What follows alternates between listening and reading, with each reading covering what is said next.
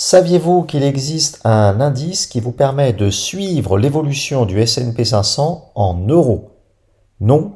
Moi non plus, je viens de le découvrir et pourtant il est vraiment très pratique cet indice pour tous les investisseurs particuliers qui font du DCA sur ETF S&P 500 et qui résident en zone euro. Il est très pratique cet indice pour vérifier que votre ETF suit bien la bonne performance parce que sinon vous êtes obligé de vous référer à la fois à l'évolution de l'indice S&P 500 et à la fois à l'évolution du cours change euro-dollar. Cet indice a été créé le 9 mars 2006 sur une base de 100 points à la date du 29 décembre 1989, donc avec des données qui ont été rétro-calculées et qui nous permettent d'avoir un historique de 35 ans. Aujourd'hui, à la date du 3 juillet 2025, cet indice cote à 8588,43 points.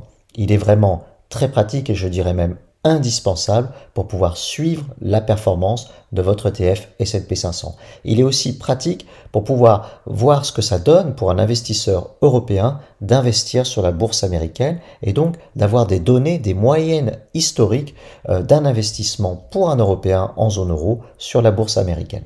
Alors avant de vous montrer les performances, deux petites précisions importantes sur la manière dont cet indice est calculé. Qu'est-ce qu'il mesure exactement? Eh bien, il part du S&P 500 classique, celui que vous pouvez trouver assez facilement tous les jours sur Google par exemple, et il va ajouter les dividendes réinvestis nets. Il sera donc utile pour comparer avec des ETF capitalisants et non pas des ETF distribuant. Donc il va ajouter chaque dividende distribué par les 500 sociétés et quelques qui composent l'indice S&P 500, mais après avoir retranché un taux forfaitaire de retenue à la source de l'ordre de 30%, ce qui est le taux habituel pour les conventions fiscales avec les États-Unis. Alors cela reflète donc parfaitement la réalité d'un investisseur étranger qui va subir ce prélèvement fiscal avant de pouvoir réinvestir le cash régulièrement, le cash des dividendes qu'il perçoit. Et chaque jour, cet indice opère une conversion en euros. Donc une fois le niveau net total return calculé en dollars, il est converti chaque soir au cours euro-dollar au cours de 16 heures à Londres. Donc toute variation euro-dollar s'ajoute mécaniquement à la performance de l'indice. Alors avant de vous montrer comment on fait pour trouver l'indice, voici les performances. Ces données sont vraiment très utiles pour comparer avec la performance de votre ETF S&P 500. Donc là, je vous ai mis la performance annuelle par année civile sur la période 2018-2024. Vous voyez qu'on a eu 2 années en baisse, l'année 2018, moins 0,15%, et l'année 2022, moins 13,17%.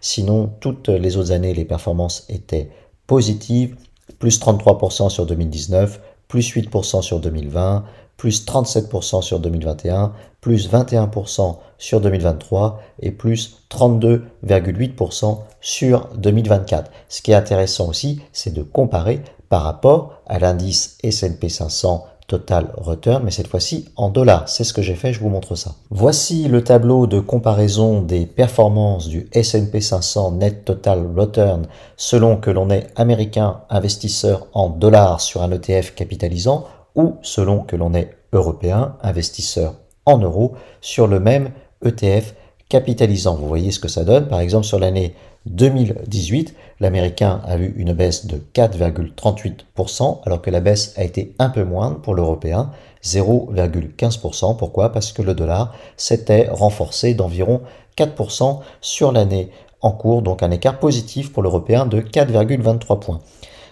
On a parfois des écarts qui vont dans l'autre sens. Par exemple, sur l'année 2020, alors là c'était très pénalisant pour l'européen, on a un écart négatif de 10,37 points, puisque l'américain a fait 18,40%, alors que l'européen aura fait 8,03%. Ça, c'est dû au rebond de l'euro après le Covid. Plus récemment, donc sur l'année 2023, l'écart est légèrement négatif pour l'européen, 4,88 points d'écart, mais quand même avec une hausse de 21% pour l'européen, alors que l'américain aura eu, lui, une hausse de 26%. Cela a été dû au fait que l'euro regagnait un peu de terrain. Et sur l'année 2024, là, ça a été très favorable pour les Européens, plus 32,8% pour les Européens, alors que les Américains ont fait plus 25%. Ça a été dû à un nouveau renforcement du dollar. J'ai également effectué une comparaison avec mon ETF favori, l'ETF Invesco P500. Vous le savez si vous suivez ma vidéo mensuelle sur le DCA.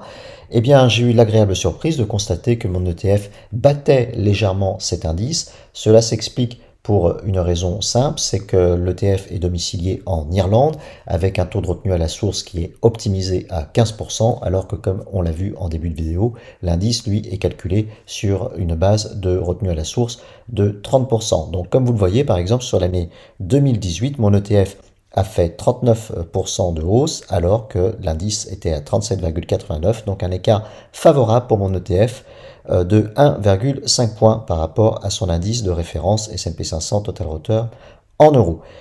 Plus récemment, donc sur l'année 2025, on est en baisse pour un Européen, vous l'avez sûrement constaté puisque le dollar s'est beaucoup cassé la figure. On est en baisse depuis le début de l'année 2025 de 5,48%. Eh bien, mon ETF, lui, est en baisse de seulement 5,06%, donc un écart positif, un écart favorable pour mon ETF de 0,4 points. Pour terminer, je vous montre comment on trouve cet indice parce qu'il n'est pas évident à trouver. Pour cela, il faut aller sur le site ycharts.com, donc ycharts.com, et donc vous cherchez cet indice avec donc cette abréviation SPXNTREUR, donc l'indice S&P 500 Net Total Return Euro. Là, vous avez un petit graphique qui vous permet de suivre l'évolution de l'indice sur un jour, 5 jours, 1 mois, 3 mois, 6 mois depuis le début de l'année. Donc là, par exemple, on va se mettre depuis le début de l'année, 1 an, 3 ans, 5 ans. Vous pouvez le suivre selon son niveau en points, mais aussi selon son niveau en pourcentage en cliquant sur Returns. Donc par exemple, depuis le début de l'année, en pourcentage, on est à moins 5,48%. On va regarder sur 5 ans par exemple. Sur 5 ans, en pourcentage, on est à plus 102,1%. Pour que ce soit plus facile pour vous, je vais vous mettre aussi le lien en description. Si cette vidéo vous a appris quelque chose, si elle vous a plu, ben écoutez, ça me ferait vraiment très plaisir que vous vous abonniez à ma chaîne. Pour cela, il suffit de cliquer en bas à droite sur la photo de profil et comme ça, on se retrouvera plus facilement sur YouTube, et puis ça m'encouragera à vous partager mes différentes trouvailles. En tout cas, je vous souhaite d'excellents investissements en bourse, une excellente journée. Je vous remercie de m'avoir suivi jusqu'au bout, et puis je vous dis à bientôt. Ciao!